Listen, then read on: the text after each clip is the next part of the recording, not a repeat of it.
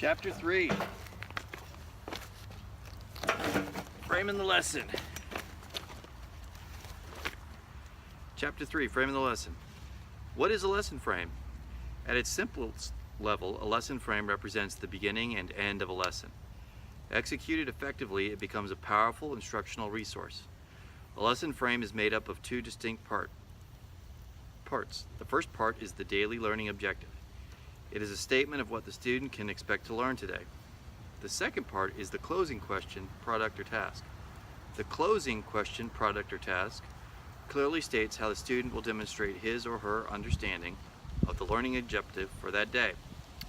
In other words, the required student answer, product, or completed task serves as proof to both the teacher and the student that learning has taken place. Essential elements. Stating the learning objective at the very beginning of a lesson or instructional unit within a larger lesson must be a deliberate act on the part of the teacher. This objective generally addresses just a single day of instruction. What distinguishes a lesson frame objective from objectives as they are typically written is that the lesson frame objective is written in concrete, student-friendly language and is presented in the form of we will statement. For example, we will identify the components of an effective lesson frame. This statement is both simple and direct. The objective communicates to the student a clear focus for today's class. The closing question, product, or task is also written in concrete, student-friendly language. It provides the student with a clear understanding of how he or she will demonstrate what was learned during the lesson. The demonstration of student understanding serves as the conclusion of the class. This provides proof to both the student and the teacher that the objective of the lesson was met. The closing question, product, or task is generally presented as an I will statement. For example, I will create and share a lesson frame with my table group. Remember that a properly constructed lesson frame has two parts, and together, when crafted correctly, they improve the rigor of the lesson. As one will note from this example of a complete lesson frame, we will identify the components of an effective lesson frame, and I will create and share a lesson frame with my table group. Note how the teacher is able to deliberately move students to higher levels of cognition by stretching the rigor between the objective and closing question, product, or task. The example objective is written at the comprehension level. The key verb is to identify, a Bloom's taxonomy. Successful completion of the example, closing product, will require student cognition at an even higher level of rigor, synthesis. The key verb is create. Once developed, the lesson frame should be posted prominently in the classroom such that it is visible and legible from anywhere in the classroom, and so both the teacher and the student can refer back to it throughout the lesson.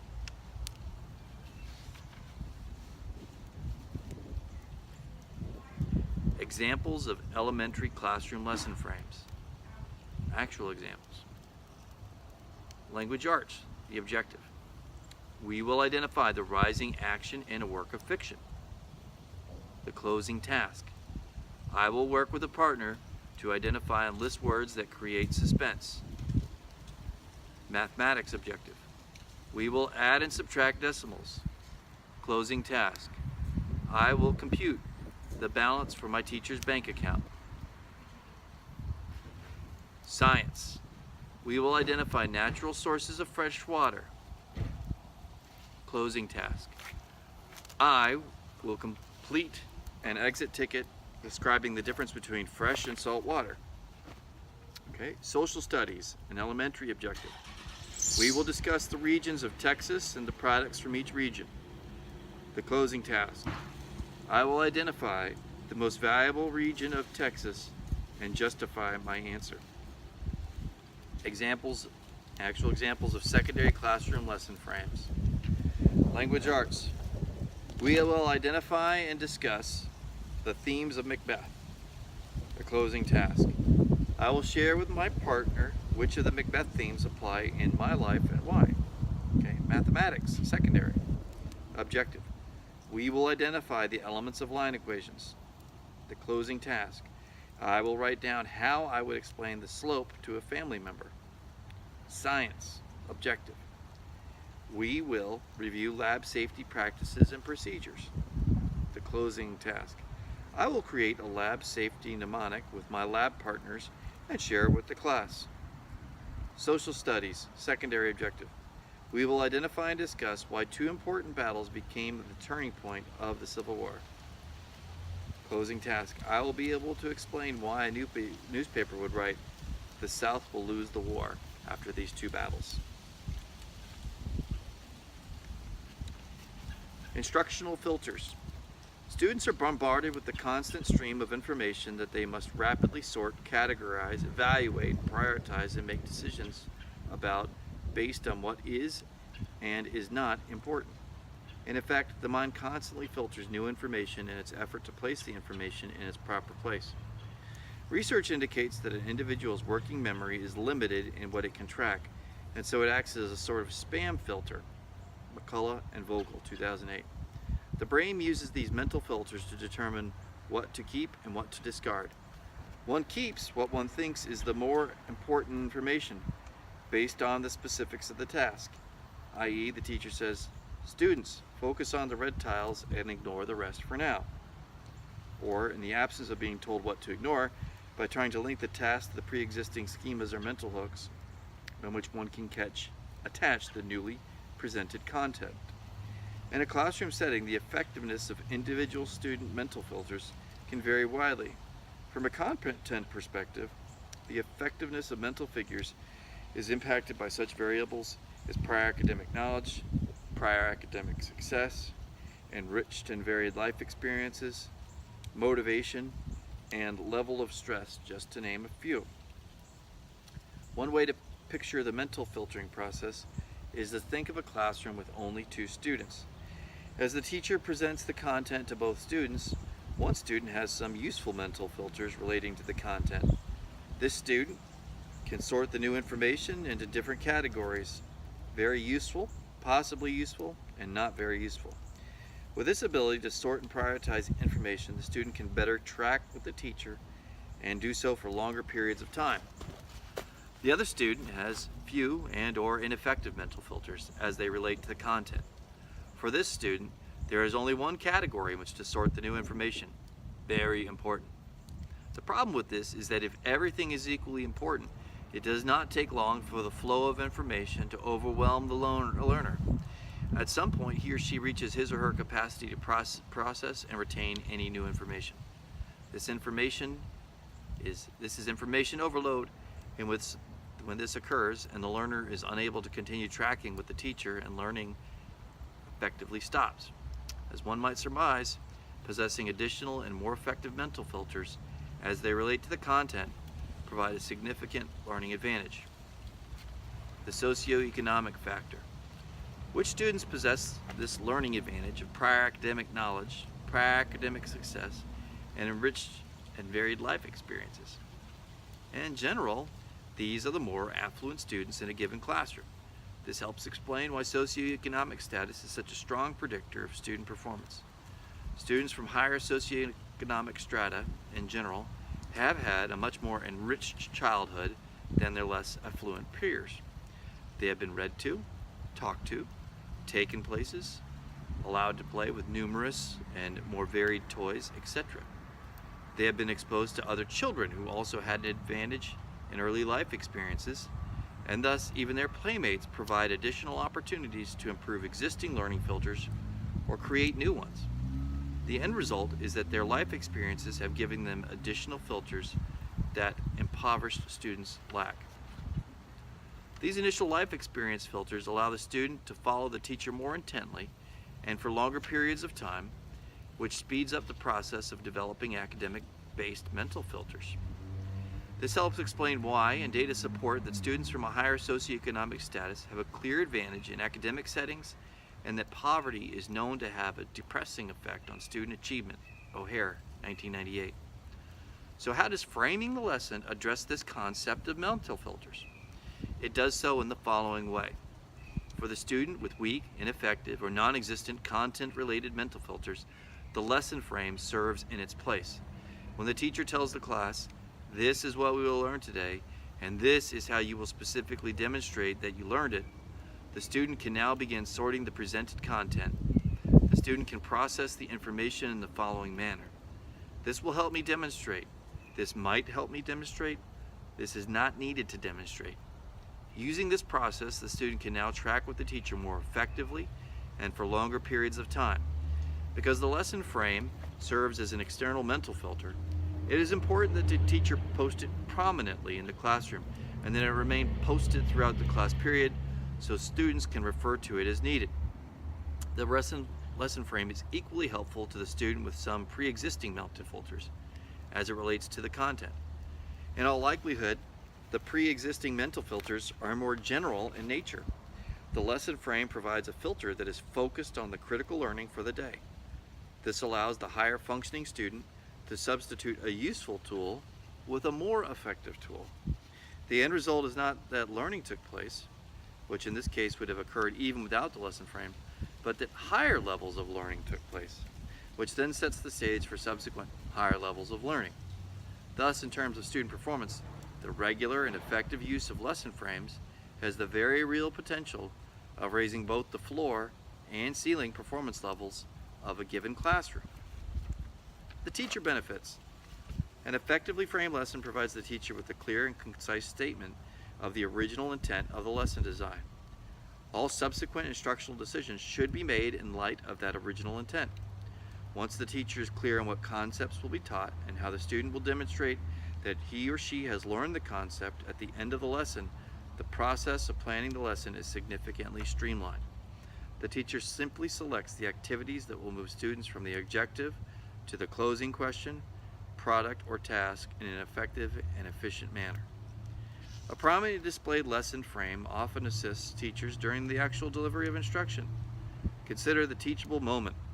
The authors are firmly convinced that the reality is that these moments are, first, much less frequent than one would have want to believe. Second, when these teachable moments do occur, they are much less valuable than the profession claims. Finally, these teachable moments rarely benefit the full range of students present in the classroom. As such, the visible lesson frame reduces the temptation to chase the teachable moment and stray from the original purpose of the lesson. If the teachable moment is valid, the lesson frame serves as a reminder to overtly tie the teachable moment back to the lesson frame, and hence the overriding intent of the day's instruction. Students remember instructional content better if they find the material more relevant. Relevant helps make the content sticky. For those who require a quick synopsis of instructional relevance, the educational consultant group Lead Your School divides instructional relevance into 3 categories. The first instructional relevance category is in content. In content relevance is the use of content-specific knowledge within the content area. For example, a student using acquired math skills to solve math problems in a math class would be an example of the in-content level of relevance.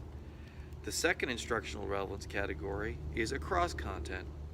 Across content relevance is the use of content knowledge or information from one content area to complete tasks in a different content area. For example, a student using math skills to better understand social studies concepts in a social studies class would be an example of the across content level of relevance. The final instructional relevance category is real world. Real world relevance is the use of content-specific knowledge to solve issues that directly relate to the student's non-academic world.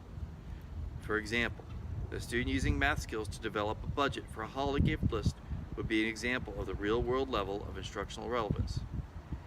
H. Lynn Erickson, in Concept-Based Curriculum and Instruction, 2002, points out the need for standards-based curriculum to provide instructional relevance. Although definitional knowledge of key concepts is critical, the focus for teaching and learning should be the essential ideas and understanding that incorporate the individual concepts. This brings relevance to the concepts. Page 26. However, even with the well-written standards-based curriculum, the actual instructional decisions are still the responsibility of the teacher. Yet many teachers struggle as they try to create and deliver lessons that reflect the understanding of the need for higher levels of relevance in their lesson. Given that teachers instruct many different students, sometimes as many as 200 or more at the secondary level, the task of finding relevance for all students becomes exceedingly difficult. The authors have observed that in many classes, a properly framed lesson allows the students to create relevance for themselves and their fellow students. This student-created relevance is often different from what the teacher would have developed, but is completely valid and effective in the eyes of the student. For example, consider the elementary math teacher who is teaching students how to distinguish between geometric shapes. The objective of the lesson could be, we will learn how to identify triangles and squares. To complete the lesson frame, the teacher could use the following task. I will write down how triangles and squares are different. Taken together, the lesson frame would look like this. We will learn how to identify triangles and squares, and I will write down how triangles and squares are different. This would be a completely acceptable closing task. The rigor of the lesson could be as high as analysis, but from a relevance standpoint, the answer to the question resides squarely in the content area. However, by selecting a different closing question, product, or task, the teacher can shift the area of relevance. For example, I'll explain to my group some ways that triangles and squares are used in my home. With this activity, the student must visualize his or her home and mentally check to see where the mathematical concept applies and does not apply. This act, driven by the lesson frame, increases the relevance level of the overall lesson as the content objective of identifying triangles and squares is extended from the classroom to the real-world setting of the student's home. A properly framed lesson is also useful when it comes to providing the teacher with classroom observation feedback. Consider the observer, such as an administrator or instructional coach who visits a classroom that does not have a posted lesson frame. In the best case scenario, the observer can tell the teacher that he or she was using some effective practices and the students seemed to be engaged. This would be positive feedback, but not altogether useful feedback. On the other hand, if that same teacher had a lesson frame prominently displayed, the observer could improve the quality of the feedback provided to the teacher. Now, in addition to the information relating to the teacher craft and student engagement, the observer can provide a specific commentary on the most telling yet often overlooked piece of classroom observation data. Simply, does the observed classroom activity correlate to the teacher's planned intent as evidenced by the lesson frame or not? If the activity aligns, that is good information. If it does not align, that is even better information, as classroom activity not aligned to the lesson frame generally represents misspent teacher and student effort. In the author's opinion, is the identification and realignment of this misspent effort that presents a critical first step in rapidly improving student performance. The posted lesson frame helps keep all instructional decisions focused in light of the teacher's original intent, helps provide relevance, and serves as a constant point around which all the other planning decisions can be made. As much as anything else, effective instruction is about decision making. Anything that can be done to improve teachers' initial and ongoing decision making is a positive, and a properly framed lesson helps accomplish that goal. Student benefits. A properly framed lesson also benefits students in several ways. First and foremost, it provides a visual cue and ongoing reminder to students of exactly what they are expected to know and do. This helps reduce or eliminate the all too typical practices of students having to guess or infer the purpose of the lesson, a practice that becomes increasingly difficult when the student is considered at risk. The lesson frame also provides an initial answer to the time-honored question, why do I need to know this? And when will I ever use this? As a cognitive teaching tool, the lesson frame is of significant value in the classroom as it supports and augments the use of mental filters. Mental filters represent the strategies and processes one uses to sort and process information. As mentioned previously, prior knowledge, prior experience, prior academic success, and motivation are just some of the components that enhance mental filters. Students with high-functioning mental filters are able to process information effectively and follow the lesson for longer periods of time before becoming confused and or frustrated.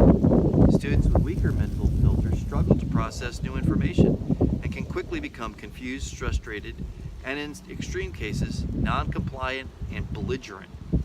When the teacher provides the class with a prominently displayed student-friendly lesson frame and then discusses said lesson frame with the class, the teacher is providing the students a filter with which to sort the information that is presented and discussed.